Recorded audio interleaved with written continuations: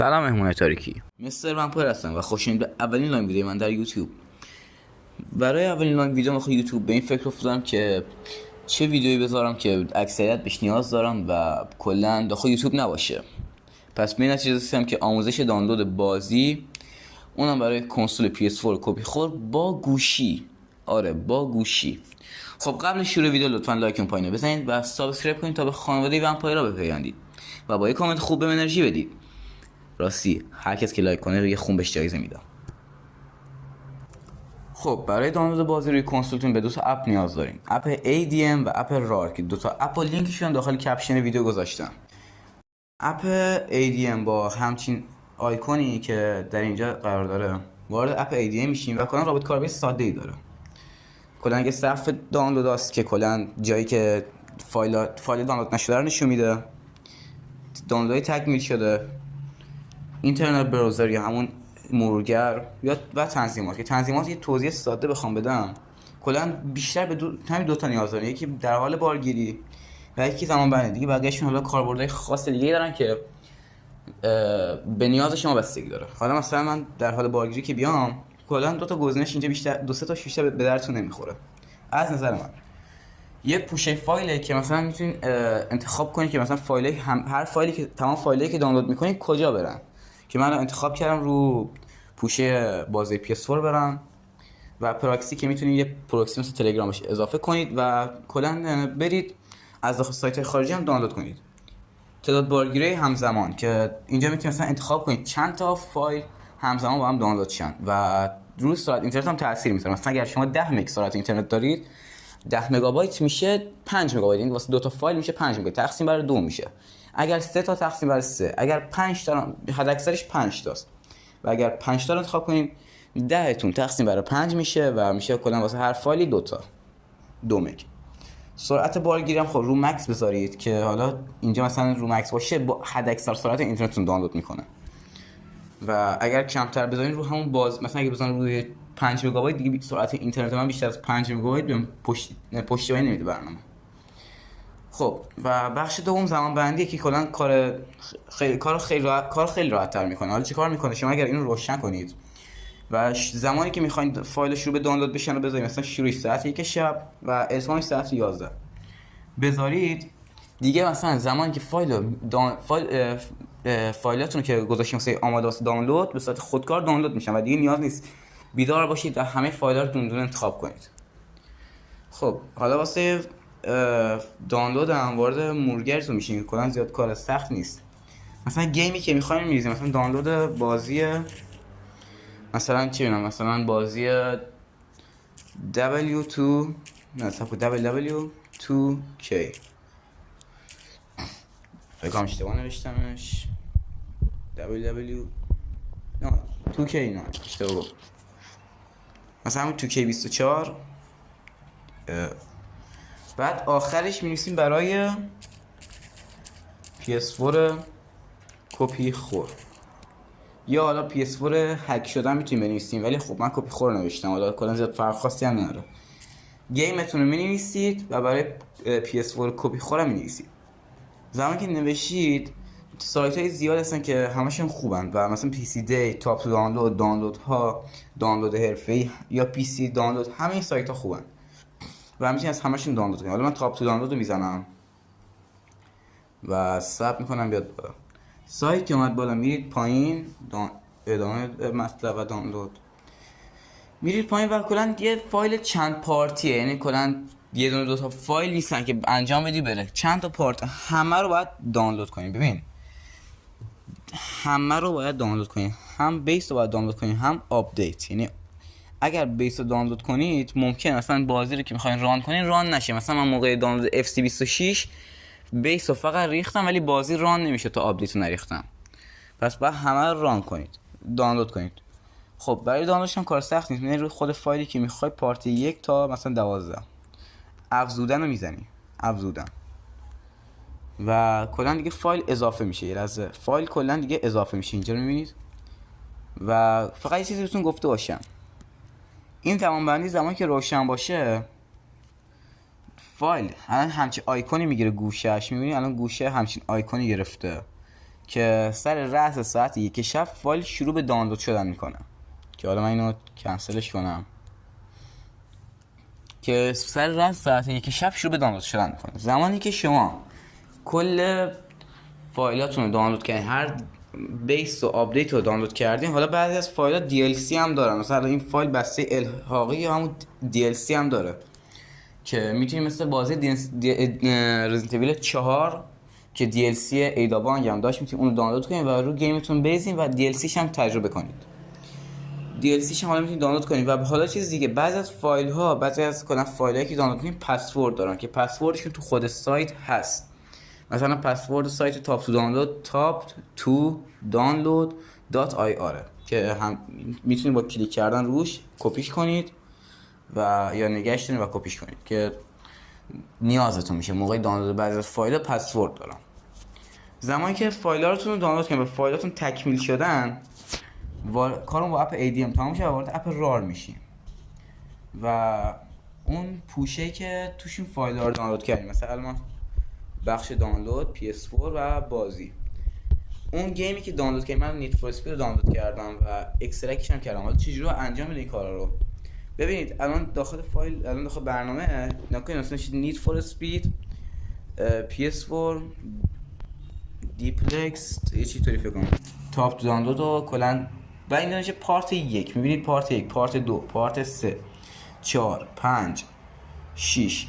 این پارت ها باید تکمیل باشه. یعنی اصلا اگر پارت 1 رو دانلود کردیم، پارت 2 رو دانلود نکردید، فایلتون یا بازی اکسترکت نمیشه، یا اگه اکسترکت بشه رو کنسول بریزینگ یا کار نمیکنه یا کلا کنسول گردنش نمیگیره. خب و برای اینکه یه چیز دیگه، برای اینکه متوجه بشین فایلتون سالمه یا خراب، این خیلی مهمه. چون اگر فایل خراب باشه و کامل دانلود نشه و کلا فایل دچار باگ بشه، چیزی تشخیصش بدیم کار سخت نیست. داخل اپ رار رو فایلتون یه دونه کلیک میکنید، تک کلیک ثبت میکنید و اگر خود پوشر در جا آورد فایل سالمه. یعنی اگر پوشر زدین در جا آورد سالمه. میبینید الان همه فایل‌ها رو در جا پوشر میاد. حالا اگه 1-2 ثانیه هم دیر کرد، داشت مثلا یکم طول کشید، اشکال نداره. میبینید الان مثلا همه فایل‌ها رو داره برام میاره بدون چی مثلا ارور چیزی بیاره رو صفحه.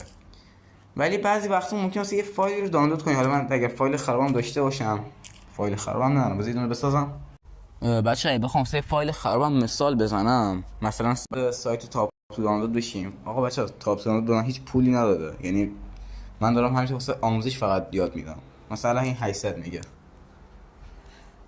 یه لحظه الان کجاست اینا؟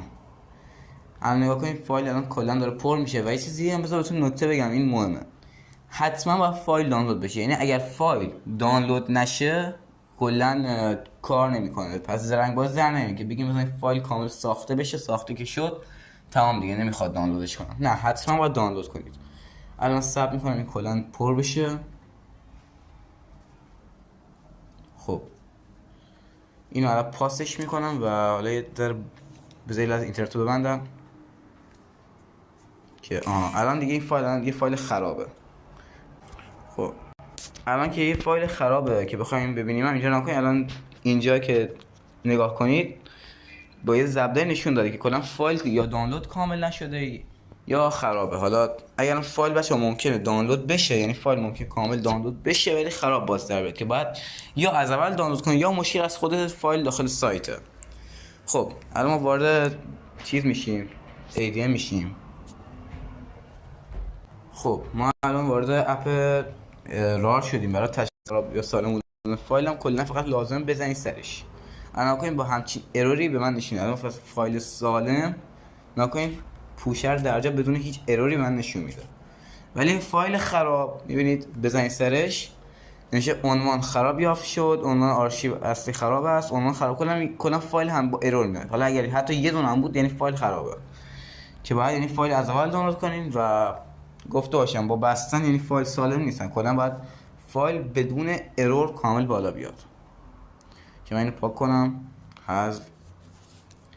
و حالا برای کلا اکسترکت کردن فایل هم داخل یه بازی که فایلتون تبدیل به فایل PKG بشه که بتونید بریزین سر کنسول، کلا نیازه فایل پارت 1 رو فقط پارت 1 نگه دارین و استخراج پرونده ها رو بزنین. و این هم بهتون گفته باشم تمام فایل باید دانلود بشن. الان چون من فقط فایل پارت 1 رو نگه داشتم و استخراج پرونده زدم، تمام فایل تمام این زیپ ها با هم ترکیب میشن و کلا میشه یه فایل PKG. و اگه بخوام یه توضیح دیگه هم بهتون بدم، برای راحتی کار خودتون تمام بازی‌ها رو دسته‌بندی کنید. مثلا من رزیدنت ایول 3 رو دسته‌بندی گذاشتم این قسمت، آپدیت ها و کلا بیس اصلی بازی اینا رو از هم جدا کنید. مثلا آپدیت بازی رزیدنت ایول 2 با فارسی ساده شد ریختم یه جا، حالا کلا جدا سازیشون کردم که کلا نیازه شما فقط پارت 1 رو نگه دارید و استخراج پرونده ها رو بزنید واسه اکسترکت و تبدیلشون به یه فایل PKG میزنید.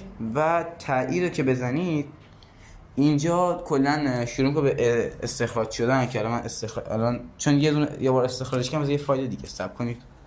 رزیدنت ایول مثلا من پارت چندشه، پارت 1 استخراج پرونده ها تایید. الان جا نکنید شروع میکنه به استخراج کردن که من لغوش کنم چون الان نمیخوام بسازه فایلو. شروع میکنه به استخراج کردن. زمانی که 100% شد فایل که استخراجش به 100% رسید، فایل یه پوشه بهتون تحویل میده که توش فایل PKGه. این فایل PKG. حالا باید چیکار کنید؟ فایل PKG رو نگه دارید، انتقال رو بزنید و شما نیاز به یه رم حافظه بالا دارید یا یه فلش حافظه بالا. اگر هارد هم در دسترس دارین خب چه بهتر. و این چیزایی که میگم نیازه یه فلش، یه رم یا یه هارد فرمت XFAT FAT 32 یا مثلا کلا چیزای دیگه نباید باشه، فقط باید فلش XFAT باشه چون FAT 32 روش نمیشه فایل دانلود کرد و واسه کنسول نمیشه فایل ریخت چون FAT 32 کلا فایل بیشتر 4 گیگ رو پشتیبانی نمیکنه. و حالا چه کار میکنید دیگه؟ کلا همین دیگه، فایل نگه میدارید، انتقال میزنید و وارد رم یا اون فلشتون میکنید و اصلا نباید فایل داخل پوشه‌ای باشه و کلا باید فایل آزاد باشه و داخل پوشه‌ای نباید فایل بریزید. فایل همینطوری میزید بیرون، یعنی کلا بیرون یه پوشه نباشه. و برای ریختنش رو کنسول هم نیازه که فقط با یه واسه کسی که با رم استفاده میکنن یه چیزی هست، یه مبدل بشه رم ریدر که قیمتش بین 20,000 تومان هست تا مثلا دیگه گرونترینش 70-80 تومنه که بهتون پیشنهاد میکنم 50 تومانی بخرید. اونقدر یا 50 تومانی دیگه یه چیز معمولی باشه یا 30 تومانی مهم نیست، اونقدر مثلا فقط مهم اینه که کار کنه.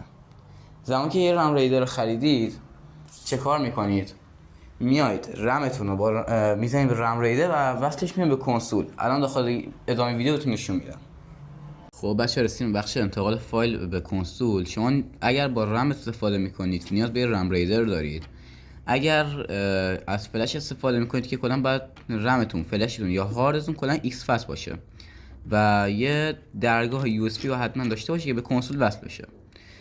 و حتما دارم تاکید میکنم باید XFAT باشه. اگر XFAT نباشه یا دانلود نمیشه یا ارسال نمیشه یا کلا فلشتون فایلای بیشتر از 4 گیگ رو قبول نمیکنه. حتما باید XFAT باشه که بتونید راحت انتقال بدید. زمانی که همه چی آماده بود و کلا فلش XFAT بود و فایل هم بیرون بود، فلش وصل به کنسول میکنید و فقط گفته باشم قبلش باید گلد هند یا کلا شرک یا کلا جلبریک کنسولتون فعال کرده باشید. زمانی که فعالش کردین وارد گلد هند میشین، دیباگ ستینگ، پکیج اینستالر و فقط یه چیزی بهتون گفته باشم توی بخش گزینه دومی هست میشه پکیج سورس. اینو بذارین روی آل، حتما بذارین روی آل و بیاین توی پکیج اینستالر و فایلتون رو پیدا کنین. الان مثلا فایل نید فور اسپید بود، تاییدش میزنم و حالا اینجا این نواریه، ثبت میکنم پرشه، ثبت کنید. یه نواریه که حالا داخل ویدیو اونقدر خوب معلوم نیست ولی باید کامل بشه که حالا اینجا یه تیکش بکنم معلوم. اینجا این نوار باید پر بشه تا برسه به این آخر. این نوار که زمانی که پر بشه گیم شما دانلود میشه و تا اتمام دانلود نه کنسول خاموش کنید نه از برق بکشید و کاری کنید و منتظر باشین که فایل کلا دانلود شه. ممنونم که ویدیو رو نگاه کردید. لطفاً لایک اون پایین رو بزنید، ساب کنید و یه کامنت بزنید که بهم انرژی بده. تا ویدیو دیگه گود بای.